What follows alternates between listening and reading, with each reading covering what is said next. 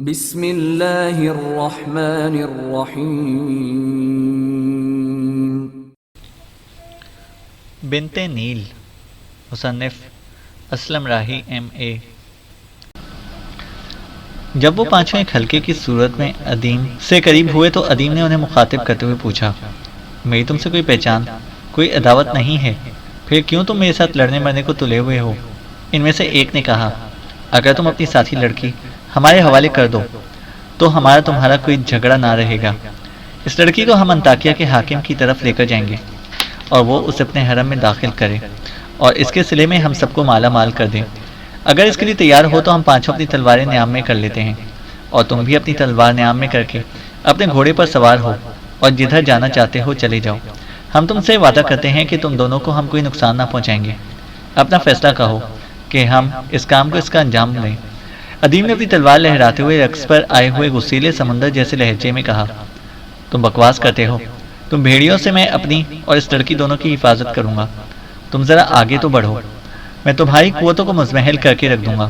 تمہاری روح پر آنی ہیبت، تمہاری گرسنہ شریانوں میں اندھیروں کا شور اور آتشی لمحوں کا جور بھر دوں گا۔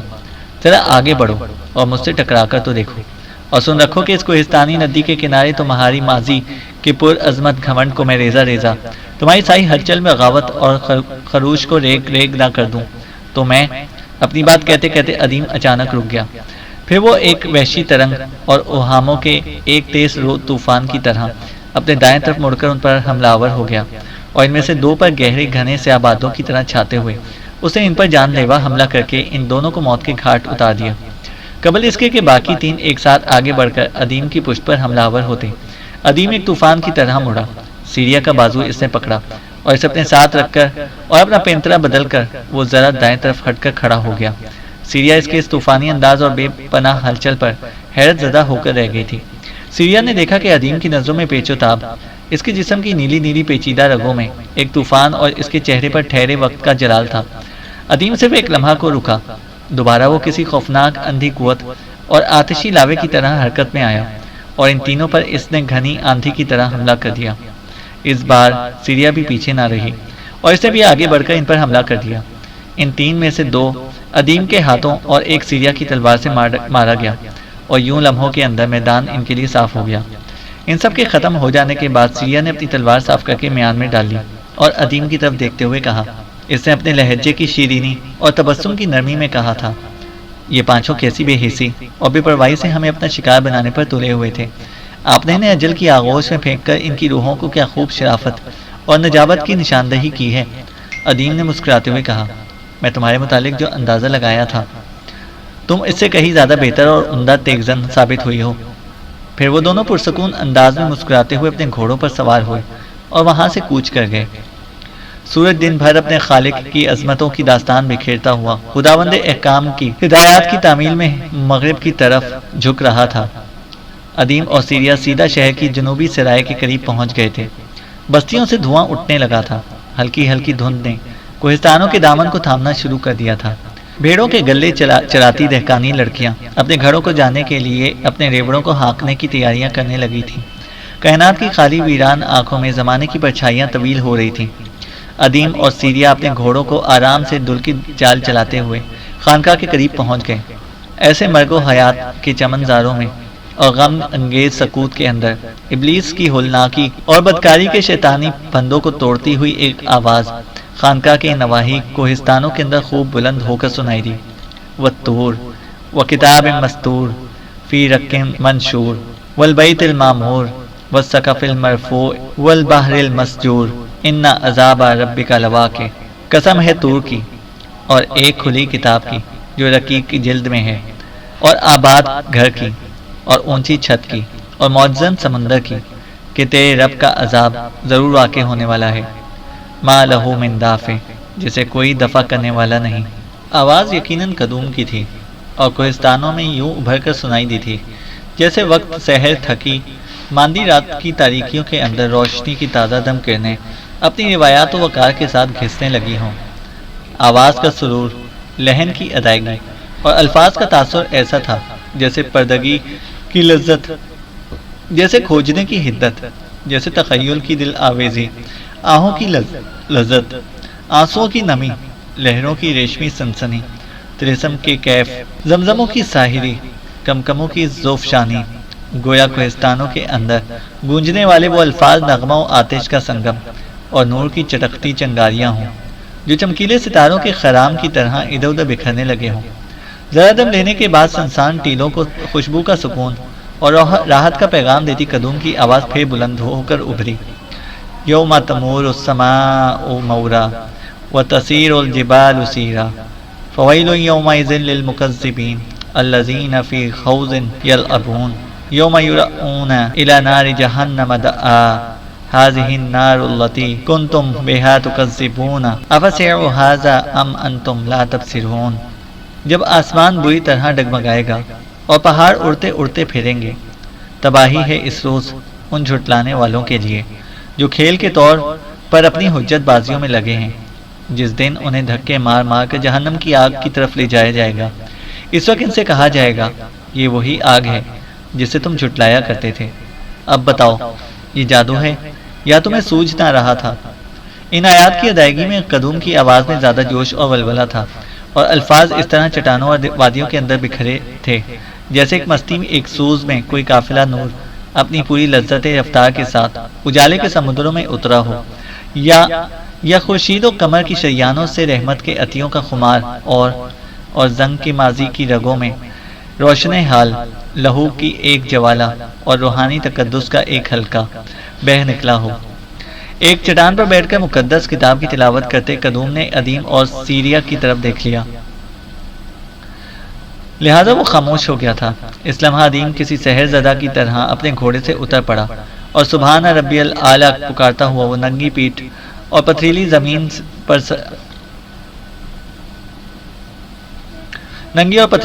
پر سر بسجود ہو گیا۔ کافی دیر تک ادیم سجدے میں گرا رہا، جبکہ سیریا اپنے گھوڑے سے اتر کر ان آوارہ حال پرندوں کی طرح پریشان کھڑی دیکھتی رہی جن کا کوئی آشیانہ نہ رہا ہو، یہاں تک کہ ادیم اٹھ کھڑا ہوا۔ سیریا نے دیکھا اپنے وقت کے مانے ہوئے اس نڈر گلیڈیٹر کے جسم پر اس لمحے لرزہ اور آنکھوں کے اندر گہری نمی تھی۔ سیریا کے ذہن میں مختلف خیالات حبابوں کی طرح ابھر رہے تھے۔ اس موقع پر وہ کلیلوں اڑانوں خمار جیسی حسین سیریا بے حد سنجیدہ ہو گئی تھی۔ پھر اس نے ادیم کو مخاطب کرتے ہوئے کہا، یہ کیسی آواز، کیسی تنبیہ اور کیسا پر اثر اور زوردار کلام تھا کہ یہ سینے کے تاریک غاروں میں نور و عظمت کی مہریں ثابت کرتا ہے۔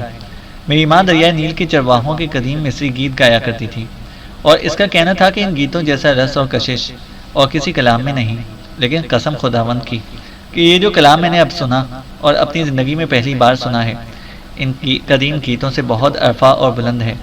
ان گیتوں میں روح کی بازیگری ہے، اس کلام میں روح کی استواری ہے۔ یہ کلام سن کر مجھے ایسا لگا ہے جیسے محبت کا کوئی بحر، شفقت کا کوئی ساگر اور تنبیہ و انداز کا کوئی سمندر حرکت میں آیا ہو۔ اس سے نفس پر عمل اور تمناؤں کی ایک درمیانی کیفیت سی طاری ہو جاتی ہے۔ سیریا جب خاموش ہوئی تو ادیم نے کہا، نہیں، وہ تو الہامی کلام ہے جسے سن کر میں مسلمان ہو گیا تھا۔ سیریا اور سنجیدہ ہو گئی، وہ بیچاری بکھری اور ادھڑی سی لگ رہی تھی۔ پھر وہ دونوں اپنے گھوڑے کی باگیں پکڑے آگے بڑھنے لگے۔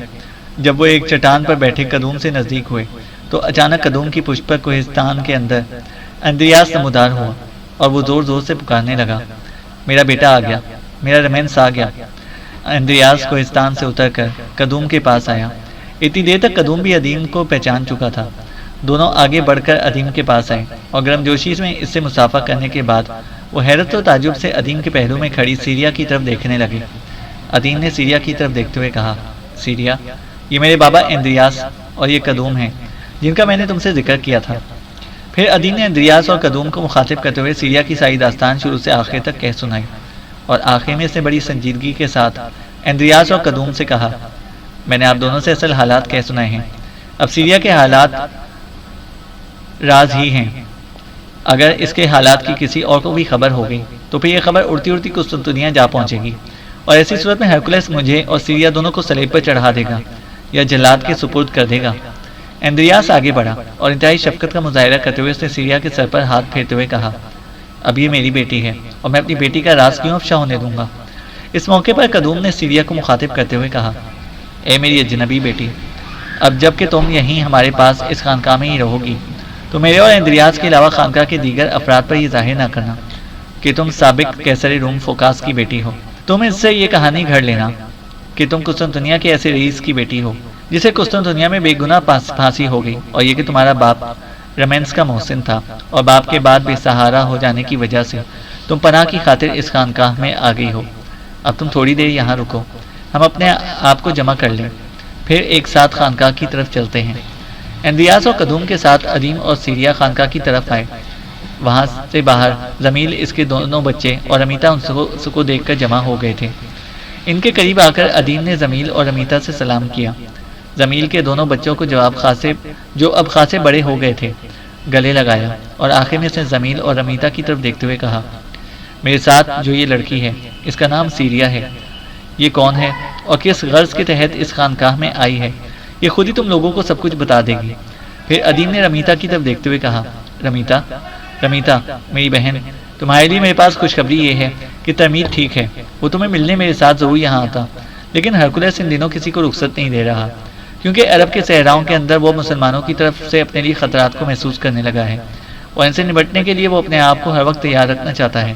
تھوڑی دیر تک اندریاس اور قدوم بھی بھیڑ بکریوں کو باڑے میں باندھ کر واپس آ گئے۔ ادیم، اندریاس، قدوم اور اس کے دونوں بچے دیوان خانے کے اندر چٹائی پر آ کر بیٹھ گئے، جبکہ زمیل اور امیتا دونوں سیریا کے ہاتھ پکڑ کر زنان خانے کی طرف لے گئی تھیں۔ کافی دیر تک ادیم، اندریاس، قدوم اور اس کے دونوں بچے دیوان خانے میں بیٹھ کر عرب میں مسلمانوں کی بڑھتی ہوئی قوت سے متعلق گفتگو کرتے رہے، یہاں تک کہ سیریا، زمیل اور امیتا دیوان خانے میں داخل ہوئیں۔ وہ تینوں کھانے کے برتن اٹھائے ہوئے تھیں۔ رمیتا اور زمیل کے ساتھ سیریا خوش اور پرسکون دکھائی دے رہی تھی۔ برتن ان چٹائیوں پر لگا دیے گئے اور سب مل کر کھانا کھانے لگے۔ سیریا کے ساتھ خانقاہ میں ادیم 7 دن تک رہا، پھر وہ ایک روز وہاں سے قسطنطنیہ کی طرف کوچ کر گیا۔ ادیم نے اپنی حویلی کے دروازے پر دستک دی۔ تھوڑی دیر بعد حویلی کا دروازہ کھلا اور ترسیس سامنے کھڑا تھا۔ ادیم کو دیکھتے ہی ترسیس بھاگ کر آگے بڑھا اور ادیم کو لپٹاتے ہوئے اسے سرگوشی کے انداز میں کہا، تمہارے لوٹ آنے کا مطلب ہے کہ سیریا اپنی منزل پر پہنچ گئی ہے۔ ادیم نے کہا، ہاں، اب وہ محفوظ جگہ پر ہے اور وہاں وہ خوش بھی ہے۔ ترسیس نے کہا، بیٹے، تمہارے بعد یہاں بھی ایک اہم واقعہ پیش آیا ہے۔ ادیم نے حیرت سے پوچھا، وہ کیا؟ ترسیس نے کہا، تم دیوان خانے میں چل کر بیٹھو، میں گھوڑے کو استبل میں باندھ کر آتا ہوں اور وہاں تفصیل سے بیٹھ کر بتاتا ہوں۔ ادیم دیوان خانے میں چلا گیا۔ ترسیس نے بھی گھوڑے کو استبل میں باندھ کر اس کے سامنے چارہ ڈال دیا اور دیوان خانے میں آ کر اس نے ادیم کے سامنے بیٹھتے ہوئے کہا، رمینس بیٹے، تمہاری غیر موجودگی میں عرب کے صحراؤں کی طرف سے نئے مذہب کے پیروکار مسلمانوں نے ہلچل کر دی تھی۔ ہرکولس نے اپنے بھائی تھیوڈورو کو 1 لاکھ کا لشکر دے کر روانہ کیا، لیکن جو نتائج سامنے آئے وہ حیرت افزا ہیں۔ ادیم نے دلچسپی لیتے ہوئے بےتابی سے کہا، یوں نہیں، یہ حالات مجھ کو تفصیل سے کہو کہ ان حالات سے میری ذات کا گہرا تعلق ہے۔ ترسیس کہہ رہا تھا، مسلمانوں کے رسول صلی اللہ علیہ وسلم نے اپنے ایک شخص کو جس کا نام حارث بن عمیر تھا، اسلام کی دعوت کا ایک خط دے کر بصرہ کے رئیس شرجیل کی طرف بھیجا تھا۔ شرجیل نے اس قاصد کو قتل کر دیا، جس کی وجہ سے مسلمانوں کے نبی صلی اللہ علیہ وسلم نے صرف 3000 کا ایک مختصر سا لشکر شرجیل کی سرکوبی کو روانہ کیا۔ شرجیل اپنے 1 لاکھ کے لشکر کے ساتھ ان کی طرف بڑھا، لیکن ان کی گنتی کے 3000 سرفروشوں نے موتا کے مقام پر شرجیل کے 1 لاکھ لشکر کے دانت کھٹے کر دیے اور شرجیل ان پر سبقت حاصل نہ کر سکا۔ مسلمانوں کی اس فوقیت کا خاطر خواہ اثر ہوا کہ عرب کے آزاد قبائل کے بعد عراق کے قریب رہنے والے نجدی قبائل اور وہ عرب قبائل جو کسرا ایران کے زیر اثر تھے، ان سب نے اسلام قبول کر لیا ہے اور مسلمانوں میں قوت میں زبردست اضافہ ہو گیا۔ ہرکولس اور تھیوڈورو بصرہ کے حاکم شرجیل کی پسپائی کے بعد مسلمانوں کو اپنے لیے خطرناک تصور کرنے لگے ہیں، لہٰذا مسلمانوں کے خلاف فیصلہ کن جنگ کرنے کے لیے انہوں نے تیاریاں شروع کر دی ہیں۔ ترسیس ذرا رک کر پھر کہہ رہا تھا، ہرکولس کئی بار مجھ سے آپ کی واپسی کا پوچھ چکا ہے، اسے کہلوا بھیجا تھا کہ ادیم جب بھی قسطنطنیہ میں داخل ہو اسے میرے پاس بھیج دیا جائے۔ ہرکولس اور تھیوڈورو مسلمانوں کی طرف سے کچھ زیادہ ہی خوفزدہ لگتے ہیں، حالانکہ لوگوں کا کہنا ہے کہ ان کے پاس جنگی تیاریوں کے لیے وسائل نہ ہونے کے برابر ہیں۔ ادیم نے اپنی جگہ سے اٹھتے ہوئے کہا، میں ہرکولس کے پاس جاتا ہوں، تو میرے لوٹنے تک کھانا تیار کرو، میں دیکھتا ہوں ہرکولس اب مجھ سے کیا کام لینا چاہتا ہے۔ ادیم تیز قدم اٹھاتا ہوا حویلی سے باہر نکل گیا۔ ادیم جس وقت ہرکولس کے محل میں داخل ہوا، اس وقت ہرکولس اپنے بھائی تھیوڈورو اور قسطنطنیہ کی بشپ اور پادریوں کے ساتھ مسلمانوں سے نمٹنے کے لیے بحث میں مصروف تھا۔ ادیم اندر داخل ہوا۔ پہلے جھک کر اس نے ہرکولس کو سلام کیا، پھر وہ تھیوڈورو سے مصافحہ کر کے اس کے پاس ہی بیٹھ گیا۔ اس موقع پر ہرکولس ادیم کو مخاطب کر کے کچھ کہنے والا تھا کہ اس کا حاجب اندر داخل ہوا، اور ہرکولس کو مخاطب کرتے ہوئے اس نے کہا، اے آقا، باہر ایک عورت کھڑی ہے، وہ آپ سے ملنا چاہتی ہے۔ آپ کے شروع کے دور میں ہمارے لشکر میں ایک جرنیل تھا جس کا نام لابان تھا۔ وہ یہاں سے اپنی بیوی بچوں کے ساتھ عرب کی سرزمین کی طرف گیا تھا، پھر اس کا کچھ پتہ نہ چلا۔ یہ عورت اپنے آپ کو اس کی بیوی بتاتی ہے اور اپنا نام نیابوس کہتی ہے۔ ہرکولس نے بےتابی کا اظہار کرتے ہوئے کہا، اگر وہ ہمارے ایک جرنیل کی بیوی ہے تو اسے فوراً اندر بھیجو۔ حاجب باہر نکل گیا۔ تھوڑی دیر بعد ایوان کے اندر نیابوس داخل ہوئی۔ وہ بہترین جنگی لباس میں تھی اور اپنے آپ کو اس نے ڈھال، تلوار اور خود سے مرصع کر رکھا تھا۔ ادیم اسے پہچان گیا اور اپنی جگہ پر کھڑے ہوتے ہوئے اس نے بےتابی سے پوچھا، اے بنت نیل، تو یہاں اور اس جنگی لباس میں؟ تجھے تو میں نے اسکندریہ شہر میں جہازوں کے ایک تاجر کی ملازمہ دیکھا تھا۔ نیابوس نے ہلکی ہلکی مسکراہٹ میں کہا، اے اپنی خوشبخت ماں کے نیک دل فرزند، تجھے یہاں دیکھ کر میں خوش ہوئی۔ یقیناً تیرے جیسے شیر دل فرزند کے لیے یہی مناسب مقام ہے جو تجھے حاصل ہوا ہے۔ اس بار ہرکولس نے ادیم کی طرف دیکھتے ہوئے پوچھا، رمینس، کیا تم اس خاتون کو جانتے ہو؟ ادیم کی بجائے نیابوس نے ہی بولتے ہوئے کہا، میں بتاتی ہوں، یہ جوان جس کا نام رمینس ہے مجھے کیسے اور کیوں جانتا ہے؟ اے بادشاہ، میرا نام نیابوس ہے۔ میرا شوہر کے لابان، جس کا نام لابان تھا، کبھی قسطنطنیہ کی افواج کا ایک نامور جرنیل تھا۔ ہرکولس نے پوچھا، مجھے بتایا گیا کہ تیرا شوہر تجھے اور اپنے بچوں کو لے کر عرب کے صحراؤں کی طرف روانہ ہوا تھا، پھر وہ لوٹ کر یہاں نہ آیا، کہاں چلا گیا وہ؟ نیابوس نے اس بار بین کرتی آواز اور دکھتے دل میں کہا، اے بادشاہ، ہم سے دیار بکر کی طرف جانے والے ایک تجارتی قافلے کے ساتھ روانہ ہوئے تھے۔ تجارتی قافلے میں عربوں کے قبیلہ بنی سلیم کے لوگ بھی تھے۔ ہم نے اسی قبیلے میں جانا تھا کیونکہ میرے شوہر کا تعلق اسی قبیلے سے تھا، پر ہائے حیف، راستے میں لازکیہ اور کچھ شہروں کے درمیان جو وسیع غیر آباد علاقہ پڑتا ہے، وہاں اس تجارتی قافلے پر رہزنوں نے حملہ کر دیا اور اکثر کو انہوں نے قتل کر کے بچنے والوں کو غلام بنا کر فروخت کر دیا، اور قبیلے کی ہر چیز انہوں نے لوٹ لی۔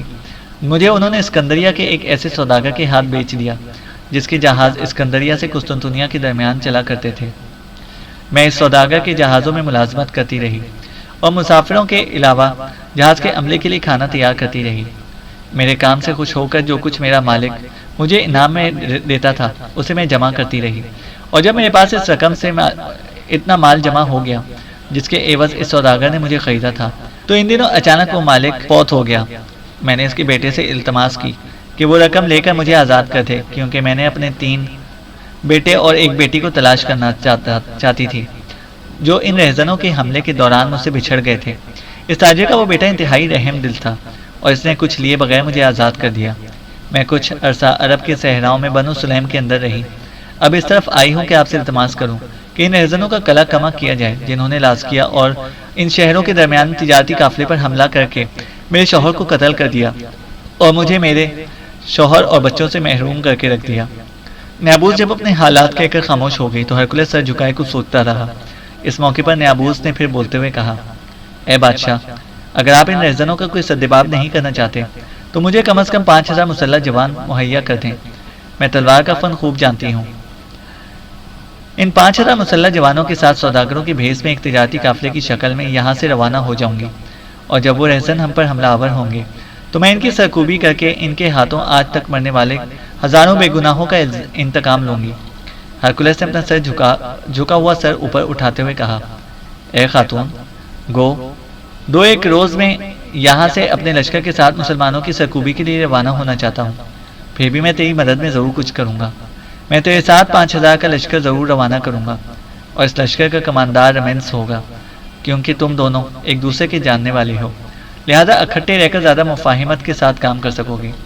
ہرکولس ذرا رکا، پھر اس نے ادیم کو مخاطب کرتے ہوئے کہا، رمینس، میں اور تھیوڈورو اپنے لشکر کے ساتھ کل یہاں سے عرب کے صحراؤں کی طرف کوچ کر جائیں گے۔ آج ہی 5000 جوان تمہارے لیے علیحدہ کر دیے جائیں گے۔ تم اس خاتون کے ساتھ ان 5000 مسلح جوانوں کو سوداگروں کے بھیس میں ایک کاروان کی صورت میں لازکیہ اور طرابلس کی طرف کوچ کرو، اور ان رہزنوں کا خاتمہ کرنے کے بعد تم اپنے لشکر کے ساتھ تبوک کے مقام پر ہم سے آ کر ملو، تاکہ مسلمانوں سے نمٹا جا سکے۔ جنہوں نے مکہ فتح کرنے کے بعد صرف قریش پر ہی نہیں بلکہ عرب کے تمام قبائل پر عبور حاصل کر کے انہیں مسلمان بنا کر اپنی قوت اور دہشت میں اضافہ کر لیا ہے۔ اگر اس موقع پر ہم نے ان کی سرکوبی نہ کی تو آنے والے دنوں میں وہ ہمارے لیے خطرناک طوفان ثابت ہوں گے۔ ہرکولس رکا، پھر سے اپنے بھائی تھیوڈورو کی طرف دیکھتے ہوئے کہا، جب تک یہ خاتون رمینس کے ساتھ روانہ نہیں ہوتی اس وقت تک اسے شاہی مہمان خانے میں عزت و احترام سے ٹھہرایا جائے اور آج ہی لشکر کو کوچ کی خبر دی جائے کہ کل یہاں سے روانگی ہوگی۔ ہرکولس اپنی نشست سے اٹھ گیا، اس کے ساتھ ہی دوسرے لوگ بھی اٹھ کر باہر نکل گئے۔ دوسرے روز ہرکولس اور تھیوڈورو مسلمانوں کی سرکوبی کے لیے روانہ ہو گئے۔ ادیم نے نیابوس اور اپنے 5000 لشکریوں کے ساتھ سوداگروں کے بھیس میں اور تجارتی قافلے کی صورت میں 2 دن بعد قسطنطنیہ سے کوچ کر گیا۔ وہ لازکیہ اور طرابلس شہروں کی طرف پیش قدمی بھی سست رفتاری سے کر رہے تھے۔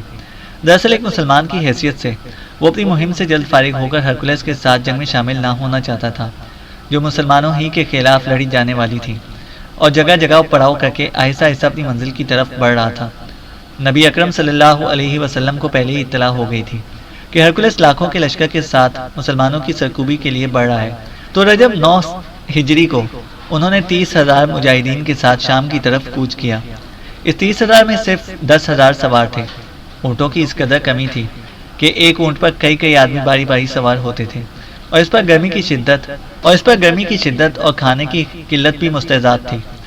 مگر جس عزم صادق کا ثبوت اس نازک موقع پر مسلمانوں نے دیا، اس کا ثمرہ تبوک پہنچ کر انہیں نقد مل گیا۔ ہرکولس دراصل اس ذکر کا بدلہ لینا چاہتا تھا جو بصرہ کے حاکم شرجیل کا 1 لاکھ کے لشکر کے ساتھ صرف 3,000 مسلمانوں کے ہاتھوں اٹھانا پڑی تھی۔ ہرکولس کو جب یہ خبر پہنچی کہ 30,000 مسلمان پہلی تبوک پہنچ کر اس کے انتظار میں ہیں تو اسے تعجب ہوا، اور جب اسے یہ بتایا گیا کہ مسلمانوں کے رسول صلی اللہ علیہ وسلم بنفس نفیس اس لشکر میں شامل ہیں تو ہرکولس پر ایک دہشت اور خوف طاری ہو گیا۔ تو اس نے سوچا کہ جب صرف 3,000 مسلمانوں نے شرجیل کے 1 لاکھ لشکر کے دانت کھٹے کر دیے تھے تو یہاں میں مقابلے میں تو 30,000 مسلمان ہیں، اور مستعد یہ کہ ان کے رسول صلی اللہ علیہ وسلم بھی ان کے ساتھ ہیں۔ اس انکشاف سے ہرکولس پر کچھ ایسا غلبہ طاری ہوا کہ تبوک کی طرف آنے کی بجائے راستے ہی میں اپنے لشکر کے ساتھ لڑے بغیر لوٹ گیا۔ ہرکولس کی اس بزدلی سے اس کے آس پاس کے باج گزار ریاستوں پر برا اثر پڑا۔ حضور نبی کریم صلی اللہ علیہ وسلم نے ہرکولس کے انتظار میں 20 روز تک تبوک میں قیام کیا، لیکن ہرکولس نے ادھر کا رخ نہ کیا۔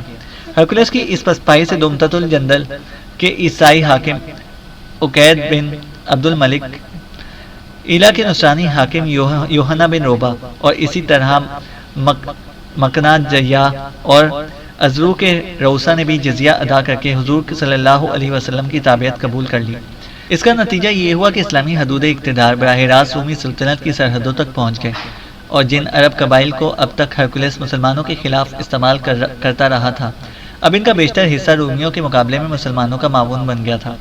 پھر اس کا سب سے بڑا فائدہ یہ بھی ہوا کہ سلطنت روم کے ساتھ ایک طویل کشمکش میں الجھ جانے سے پہلے اسلام کو عرب پر اپنی گرفت مضبوط کر لینے کا موقع مل گیا۔ تبوک کی اس فتح بلا جنگ نے ان لوگوں کی کمر توڑ کر رکھ دی تھی جو اب تک جاہلیت قدیمہ کے بحال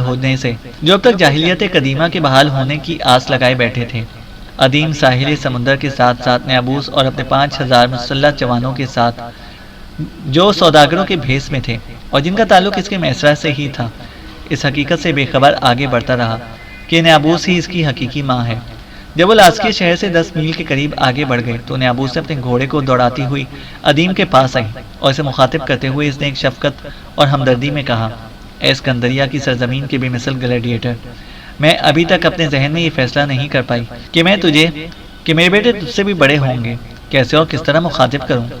عدیم نے کہا، اے بنت نیل، تم مجھے بیٹا کہہ کر پکار سکتی ہو، اگر نہیں تو تم مجھے میرے نام سے ہی پکار سکتی ہو کہ میرا نام رمینس ہے۔ نیابوس نے کہا، نہیں، میں تمہیں بیٹا کہہ کر ہی پکاروں گی۔ کاش میرے بیٹوں میں بھی تم جیسا کوئی ہوتا اور میرے ساتھ ہوتا تو میں اپنے آپ کو دنیا کی خوش قسمت ترین عورت خیال کرتی۔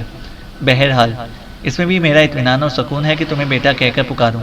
میں تم سے یہ کہنے والی تھی کہ اب تم اپنے ساتھیوں کو محتاط کر دو، اس لیے کہ وہ علاقہ شروع ہو گیا ہے جہاں رہزن اپنی ترکتاز کرتے تھے۔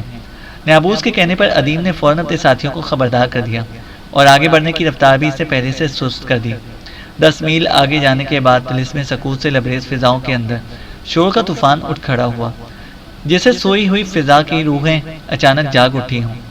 برف سے ڈھکی ہوئی ناہموار اور سر جھکائے کھڑی پہاڑیوں کے اوپر سے ہزاروں کی تعداد میں رہزن شور کرتے ہوئے نعرے بلند کرتے ہوئے اترے اور ادیم کے لشکر کو سوداگروں اور ایک تجارتی کاروان سمجھ کر ان پر حملہ آور ہو گئے۔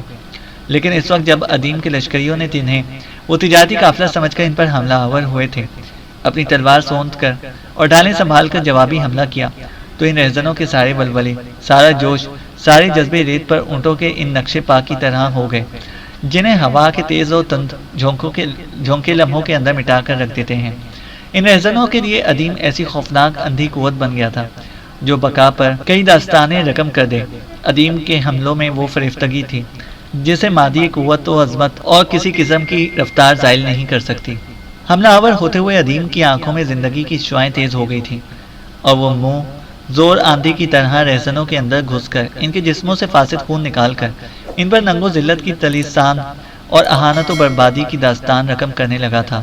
کوہستانوں سے گھری ہوئی اس وادی میں ادیم اپنے لشکر کے ساتھ ازلی اسرار ابدی رازوں سے بھرپور اور خشونت اور شوق سے لبریز جذبوں کے ساتھ حملہ آور ہوتا رہا۔ لمحہ بہ لمحہ رہزنوں کا ظلمت و استعداد اور حرص و طمع لمحہ بہ لمحہ رہزنوں کا ظلمت و استبداد اور حرص و طمع قدیم بوسیدہ خانقاہوں کی طرح ختم کرتا رہا۔ ان کے ماضی کے اعمال و افعال ظلمت کی خلیج میں ڈوبتے رہے۔ برف پوش ڈھکی وادیوں کے اندر وہ اپنے قتل و غارت سے نجات حاصل نہ کر سکے اور فنا کے عناصر ان کے اوپر غالب آتے رہے۔ ان کا قتل عام کرتا ہوا ادیم اس طرح ان کے اندر گھس گیا تھا جس طرح شبنم کے قطرے رات کی پلکوں سے صبح کے جگر میں اتر جاتے ہیں۔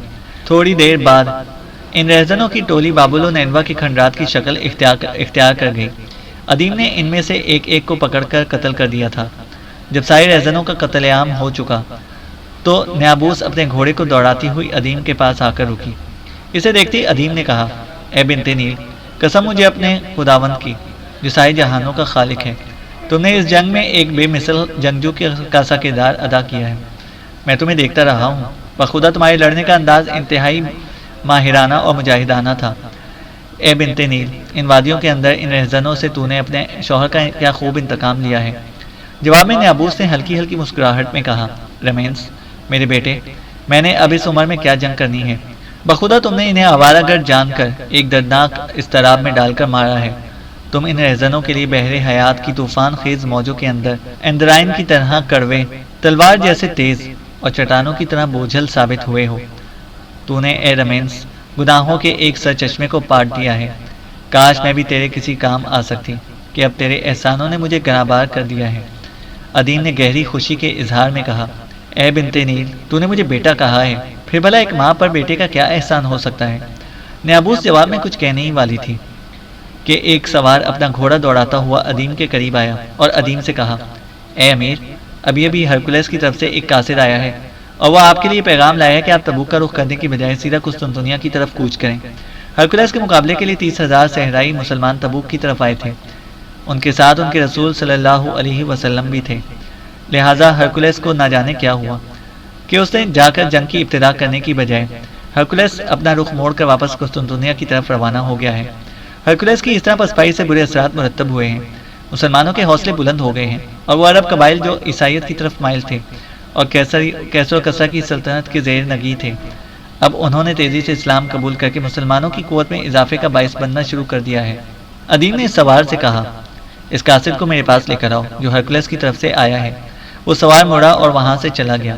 نیابوس جو اس دوران خاموش رہی تھی، اس نے ادیم کو مخاطب کرتے ہوئے کہا، رمینس بیٹے، پہلے میرا ارادہ تھا کہ تبوک تک تمہارے ساتھ رہوں گی اور وہاں سے علیحدہ ہو کر میں اپنی منزل کی طرف روانہ ہو جاؤں گی، لیکن اب جب کہ تم قسطنطنیہ واپس جا رہے ہو تو میں یہیں سے تم سے علیحدہ ہوتی ہوں۔ میری منزل عرب کے شیبانی قبائل ہیں، وہاں میں اپنے بیٹے کو تلاش کروں گی۔ ادیم نے ہمدردی سے کہا، کیا میں آپ کے ساتھ کچھ قابل اعتبار محافظ روانہ کر دوں جو آپ کو بحفاظت شیبانی قبائل میں پہنچا آئیں؟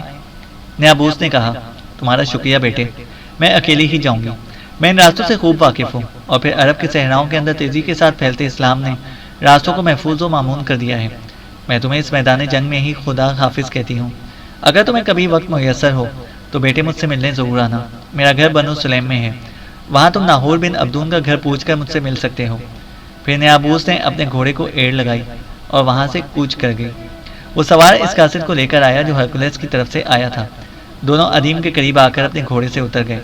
اس قاصد نے جو شامی عرب لگتا تھا ادیم کو مخاطب ہوتے ہوئے کہا، اے امیر، ہرکولس تبوک میں مسلمانوں سے جنگ کرنے کی بجائے اپنے لشکر کے ساتھ قسطنطنیہ کی طرف لوٹ گیا ہے۔ مسلمانوں کا لشکر 30,000 کے قریب تھا۔ ان کے ساتھ ان کے رسول صلی اللہ علیہ وسلم بھی تھے۔ ہرکولس پر نہ جانے کیا اثر ہوا کہ لڑے بغیر منہ پھیر کر لوٹ گیا، لیکن اس دوران کچھ انتہائی تکلیف دہ واقعات بھی سامنے آئے جنہوں نے ہرکولس کے لشکر میں شامل عربوں پر برے اثرات مرتب کیے۔ ادیم نے چونک کر پوچھا، تمہارا اشارہ کن واقعات کی طرف ہے؟ اس قاصد نے کہا، میں آپ پر یہ انکشاف کرتا ہوں کہ ہم عربوں کے بہترین جرنیل فردہ بن عمرو اور اس کے نائب یوآم نے اسلام قبول کر لیا ہے۔ فردہ بن عمرو کے اسلام لانے سے متعلق مولانا مودودی نے تفہیم القرآن میں سورہ توبہ کی تفسیر کے ضمن میں بڑی تفصیل کے ساتھ ذکر کیا ہے۔ ہرکولس شاید ان کے اسلام قبول کرنے کو درگزر کر جاتا اور انہیں معاف کر دیتا، پر پادریوں نے ایسا نہ کرنے دیا اور ان دونوں کے اسلام قبول کرنے پر ایک طوفان کھڑا کر دیا۔ ان کا کہنا تھا کہ اگر آج ان دونوں کے خلاف کوئی کارروائی نہ کی گئی تو کل کو اور لوگ بھی اسلام قبول کریں گے۔ اس طرح عنقریب قسطنطنیہ پر نصرانیوں کی نہیں مسلمانوں کی حکومت ہوگی۔ پادریوں کے اس طرح شور و غوغا کرنے پر ہرکولس نے فردہ اور یوآم دونوں کو گرفتار کر لیا ہے۔ ہرکولس نے ان دونوں کو مہلت دی ہے کہ قسطنطنیہ پہنچنے کے بعد 7 دن کے اندر اندر اگر ان دونوں نے اسلام ترک نہ کیا تو آیا صوفیہ کے کلیسا سے باہر ان دونوں کو مصلوب کر دیا جائے گا۔ ہم سب عربوں نے مل کر فردہ بن عمرو اور یوآم کو خوب سمجھایا کہ وہ دل سے نہ سہی صرف اپنی جانیں بچانے کی خاطر ہی ظاہری طور پر اسلام ترک کر دیں، لیکن انہوں نے ایسا کرنے سے انکار کر دیا تھا۔ فردہ اور یوآم سے متعلق گفتگو سن کر ادیم کچھ پریشان اور اداس سا ہو گیا تھا۔ اس کی گردن جھک گئی تھی اور وہ گہری سوچوں میں کھو گیا تھا۔ ہرکولس کی طرف سے آنے والا قاصد ذرا دیر رک کر پھر کہنے لگا، اے امیر، میں آپ پر ایک اور بھی انکشاف کروں؟ آپ کے میسرہ میں ترمید نام کا جو بنو سلیم کا عرب جوان تھا وہ بھی مسلمان نکلا۔ اس نے کہیں پہلے ہی اسلام قبول کر رکھا تھا، تاہم اس نے اسے چھپا رکھا تھا۔ فردہ اور یوآم کے ساتھ وہ بھی ظاہر ہو گیا اور گرفتاری سے بچنے کی خاطر وہ بھاگ گیا۔ ہرکولس نے تلاش کرنے اور پکڑنے کی انتہائی کوشش کی لیکن کامیاب نہیں ہوا اور ترمید فرار ہونے میں کامیاب ہو گیا۔ جب وہ قاصد خاموش ہوا تو ادیم نے وہاں کھڑے کچھ سوچا، پھر اس نے اپنے ساتھیوں کو وہاں سے قسطنطنیہ کی طرف کوچ کرنے کا حکم دے دیا۔ جس روز سہ پہر کے قریب ادیم اپنے ساتھیوں کے ساتھ قسطنطنیہ میں داخل ہوا وہ اتوار کا دن تھا اور اس وقت ہرکولس اور اس کا بھائی تھیوڈورو تیغزنی کے مقابلے دیکھ کر ہپوڈروم کے میدان سے نکلے تھے۔ انہیں دیکھتے ہی ادیم رک گیا۔ ہرکولس اور تھیوڈورو نے آگے بڑھ کر ادیم سے مصافحہ کیا اور اسے اس کی کامیابی پر مبارکباد دی۔ پھر ہرکولس ایک دم سنجیدہ ہو گیا اور ادیم سے کہنے لگا، رمینس، تمہاری غیر موجودگی میں تبوک کی اس مہم کے دوران کچھ ناپسندیدہ اور خلاف توقع واقعات رونما ہو گئے ہیں۔ ادیم نے فوراً بولتے ہوئے کہا، اگر آپ کا اشارہ فروہ بن عمرو اور یوآم کے اسلام قبول کرنے اور مسلمان ہو جانے کی طرف ہے تو آپ نے جو قاصد میری طرف روانہ کیا تھا وہ مجھے پہلے ہی پوری تفصیل بتا چکا ہے۔ ہرکولس نے کہا، تمہارا اندازہ درست ہے۔ اب فروہ بن عمرو اور یوآم دونوں زندان میں ہیں۔ بخدا وہ دونوں بہترین جرنیل ہیں اور میں انہیں پسند بھی کرتا ہوں۔ میں نہیں چاہتا کہ وہ دونوں مصلوب ہو جائیں۔ میں تو ان دونوں کے اسلام قبول کرنے پر بھی خاموش ہی رہنا چاہتا تھا، لیکن پادریوں نے ایسا طوفان کھڑا کر دیا کہ ان دونوں کو مجھے زندان میں ڈالنا پڑا۔ ان دونوں کو ہم نے مہلت دے رکھی ہے کہ اگر وہ دونوں 7 یوم کے اندر اسلام ترک کرنے پر آمادہ نہ ہوئے تو انہیں مصلوب کر دیا جائے گا۔ میں نہیں چاہتا کہ وہ بے گناہ مصلوب ہو جائیں۔ میں چاہتا ہوں کہ وہ کسی طرح بچ کر پھر پہلے کی طرح میرے لشکر میں کام کرنے لگیں۔ میں جانتا ہوں وہ سچائی پر ہیں۔ میں نے اس لیے تبوک کے مقام پر اس لشکر کا سامنا نہیں کیا جس کے سالار مسلمانوں کے رسول صلی اللہ علیہ وسلم تھے، اس لیے کہ میں جانتا ہوں کہ وہ سچے رسول ہیں اور انہی کا سب کو انتظار تھا، پر ان پادریوں اور مذہبی جنونیوں کے ہاتھوں میں ایک سچائی کو تسلیم نہ کرنے پر مجبور ہو گیا ہوں۔ ادیم نے کہا، کیا فروہ بن عمرو اور یوآم کے سلسلے میں آپ کی کوئی مدد میں بھی کر سکتا ہوں؟ ہرکولس نے مایوسی کے لہجے میں کہا، تم ان دونوں کو پادریوں کی سزا سے بچا تو نہیں سکتے، بہرحال تم ان سے ملو، وہ تمہارے اچھے دوست ہیں، انہیں سمجھاؤ کہ کم از کم اپنی جان بچانے کی خاطر ہی اسلام ترک کر دیں۔ سنو رمینس، آج ان کا آخری دن ہے۔ اگر وہ دونوں اپنی ضد پر قائم رہے اور اسلام انہوں نے ترک نہ کیا تو کل سورج طلوع ہونے سے قبل ہی ان دونوں کو مصلوب کر دیا جائے گا۔ یاد رکھو، ان دونوں کا مصلوب ہونا صرف ان کی اپنی ذات ہی کے لیے نہیں، ہمارے لیے بھی نقصان دہ ہے۔ وہ دونوں تمہارے اچھے جاننے والے ہیں، تم آج ان سے ملو اور انہیں سمجھاؤ، لیکن یہ ملاقات دن کے وقت نہیں بلکہ رات کی تاریکی میں کرو، دن کے وقت کوئی تمہیں ایسا کرتے ہوئے دیکھ بھی سکتا ہے، اور اگر پادریوں کو خبر ہوگی تو وہ پورے شہر میں لوگوں کو اکسا کر ایک طوفان کھڑا کر دیں گے کہ فروا بن عمرو اور یوام کو بچانے کی کوشش کی جا رہی ہے۔ سنو رمینس، میں زندان کے سب نگرانوں کو احکام جاری کر دوں گا کہ آج رات تمہیں فروا اور یوام سے ملنے دیا جائے۔ میرا خیال ہے کہ وہ تمہاری بات مان کر اسلام سے منحرف ہو جائیں گے، اور اگر ایسا ہو گیا تو میں ان دونوں کو رات کے وقت ہی زندان سے باہر نکال لوں گا۔ اب تم جاؤ، تھکے ہوئے ہو، اپنی حویلی میں جا کر آرام کرو۔ رات کے کسی بھی وقت جب تم چاہو ان دونوں سے مل سکتے ہو۔ زندان کا کوئی بھی نگران تمہارے سامنے رکاوٹ ثابت نہ ہوگا۔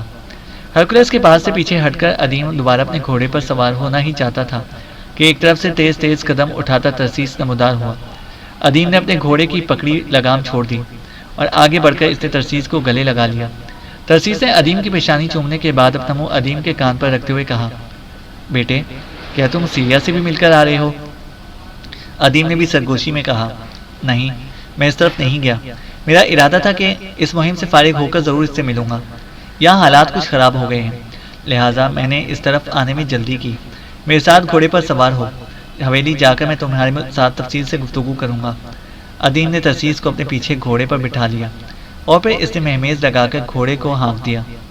ایک روز جب کہ سورج مقدس عہد کی زنجیروں میں جکڑا اور اپنے پیچھے روحانی اور سوچوں کے رنگ بکھیرتا ہوا غروب ہو گیا، سنگین قبروں کی طرح غمزدہ رات نے ڈیرے ڈالنے شروع کر دیے تھے، اس طرح جیسے وہ صدیوں کے نقوش کو پردوں کے اندر سے واق کرنے کا اہتمام کرنے لگی ہو۔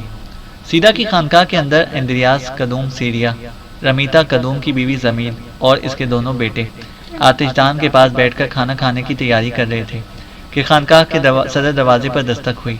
آتش دان کے پاس بیٹھا قدوم چونک کے اٹھا اور اندریاس کی طرف دیکھتے ہوئے اس نے تعجب اور پریشانی کے ملے جلے جذبات میں کہا، اس وقت خانقاہ کے دروازے پر کون دستک دے سکتا ہے؟ پھر وہ اندریاس کے جواب کا انتظار کیے بغیر خانقاہ کے بیرونی دروازے کی طرف بڑھ گیا، جبکہ سیریا، رمیتا اور زمیل آتش دان کے پاس چٹائیاں بچھا کر ان پر کھانے کے برتن لگانے لگی۔ قدوم نے جب خانقاہ کا صدر دروازہ کھولا تو سامنے ترمید اپنے گھوڑے کی باگ پکڑے کھڑا تھا۔ اسے دیکھتے ہی قدوم اس کی طرف لپکا اور اسے گلے لگاتے ہوئے ایک انتہائی شفقت میں پوچھا، اے فرزند مہربان، اس خانقاہ میں تجھے خوش آمدید کہتا ہوں۔ اتنی دیر تک اندر سے قدوم کے دونوں لڑکے بھی بھاگتے ہوئے باہر آ گئے تھے۔ دونوں نے ترمید کے ساتھ مسافہ کرنے کے بعد ترمید سے اس کا گھوڑا لے لیا اور استبل کی طرف لے گئے۔ قدوم جب ترمید کو لے کر اس کمرے میں گیا جہاں آتش میں آگ جل رہی تھی اور چٹائیوں پر کھانے کے برتن لگائے جا چکے تھے، رمیتا نے جب ترمید کو کمرے میں داخل ہوتے دیکھا تو اس کے آنے کی وجہ سے اس کے حسین چہرے پر کرنوں کے ہجوم، ریاضت کے خلوص اور تحریک نغمہ ساز کی کیفیت طاری ہو گئی تھی۔ وہاں آگ کے پاس چٹائی پر بیٹھا اندریاس اٹھ کھڑا ہوا اور ترمید کو گلے لگا لیا۔ پھر ترمید کو اندریاس اور قدوم نے اپنے پاس چٹائی پر بٹھا لیا۔ رمیتا بیچاری بھی آگے بڑھی اور ترمید کو مخاطب کرتے ہوئے اس نے پوچھا، آپ اس وقت کہاں سے آ رہے ہیں؟ رمیتا کی آواز میں موسم بہار کی سی دلکشی اور رانائی تھی۔ ترمید نے کہا، میں ایک بھنور سے نکل کر آ رہا ہوں، تم میرے پاس بیٹھو، میں تمہیں تفصیل بتاتا ہوں۔ رمیتا فوراً ترمید کے سامنے چٹائی پر بیٹھ گئی۔ اسی وقت کمرے میں سیریا اور زمیل داخل ہوئی۔ ترمید نے ان دونوں کو مخاطب کرتے ہوئے پوچھا، اے میری بہنوں، تم دونوں کیسی ہو؟ قبل اس کے کہ سیریا یا زمیل کوئی جواب دیتا، رمیتا نے پوچھا، کیا آپ سیریا بہن کو جانتے ہیں؟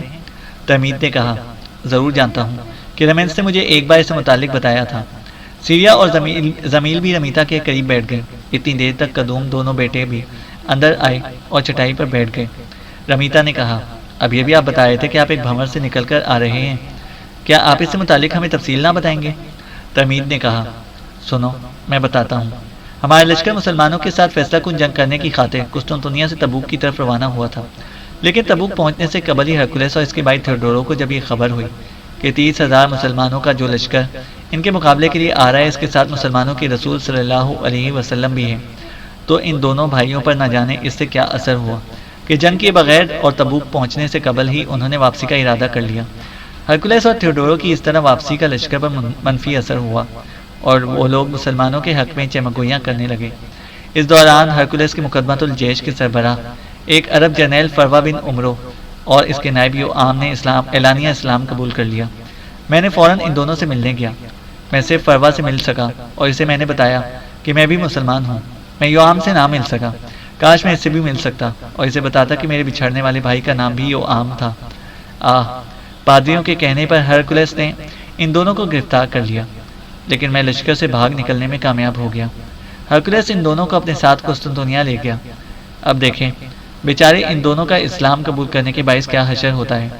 جب میں لشکر سے بھاگ کر تبوک کی طرف گیا تو وہاں مجھے اپنے ایک قبیلے کا جوان ملا۔ وہ مسلمانوں کے لشکر میں شامل تھا۔ اسے مجھے بتایا کہ ہمارا قبیلہ بنو سلیم سارے کا سارا مسلمان ہو چکا ہے، اس لیے میں تمہیں لینے آیا ہوں۔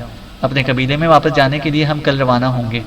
سیریا نے پہلی بار ترمید کو مخاطب کرتے ہوئے کہا، اے میرے بھائی، رمینس کا کیا ہوا؟